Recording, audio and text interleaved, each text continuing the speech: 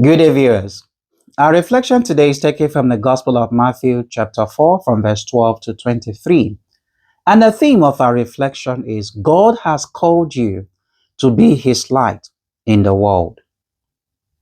Today is the third Sunday in ordinary time, and today in the church we celebrate the Word of God. In our Gospel passage of today, we read that when Jesus heard that John the Baptist had been arrested, he withdrew to Galilee.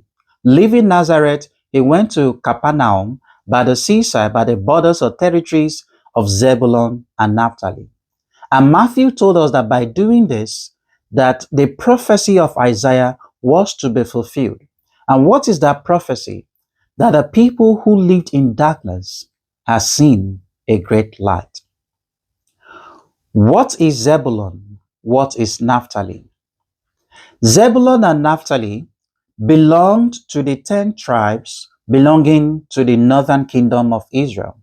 Remember that before the time of Jesus and after the death of King Solomon, the kingdom divided into two, the north and the south. The north had 10 tribes, while the south had only 2 tribes. However, in 722 BC, the Assyrians destroyed the 10 tribes of the northern kingdom. And the first of the tribes to be destroyed and taken into exile were Zebulun and Naphtali. And this is why we have the prophecy in the book of Isaiah. If you read Isaiah chapter 8 and Isaiah chapter 9, in fact, the first reading of today, where God said that, yes, he humbled Zebulun and Naphtali, but at the same time, he is going to make them see the light. So Jesus going down to Zebulun and Naphtali and beginning his ministry around this area, Matthew says that with this, Jesus is fulfilling that prophecy of Isaiah. And this is very, very true. This makes us understand that the word of God never fails. When God gives a promise, when God makes a promise, when God gives his word, he makes sure that his word comes to pass. But the thing is that many times you and I do not trust in him. Remember, Psalm 125 verse 1 says that those who put their trust in the Lord are like Mount Zion that cannot be shaken. Have you been asking God for a particular request? Have you been praying to him, asking him for a particular favor? Do you feel disappointed or sad or abandoned? Keep in mind that God's promises, God's words never fail. Now, when Jesus went to the region of Zebulun and Naphtali, he started teaching, preaching, and healing the diseases of the people. And while he was there, he called his first 4 disciples, Peter and Andrew, James and John. After calling them, they left their nets, they left their father immediately to follow him. Jesus called his disciples so that they will help continue the work of establishing the kingdom of God, so that they will also be light that will take away or rather shine into the darkness of the world.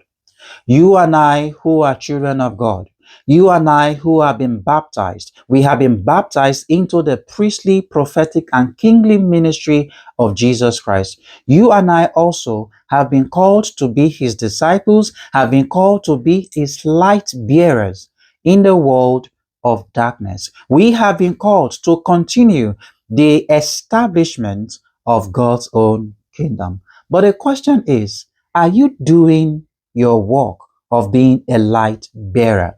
Wherever you find yourself, your places of work, your schools, whatever organization, in the marketplace, wherever you find yourself, people should be able to identify you, identify me, identify us as children of God. They should be able to identify us as followers of Christ. They should be able to identify us as light bearers. And how can they identify us as such? Jesus says that by their fruits you shall know them.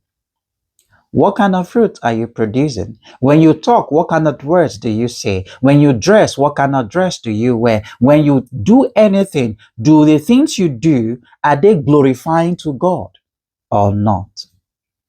This is what this whole scripture passage is all about. The fact that the word of God never fails, and the fact that you and I have been called to be light bearers, to spread the kingdom of heaven.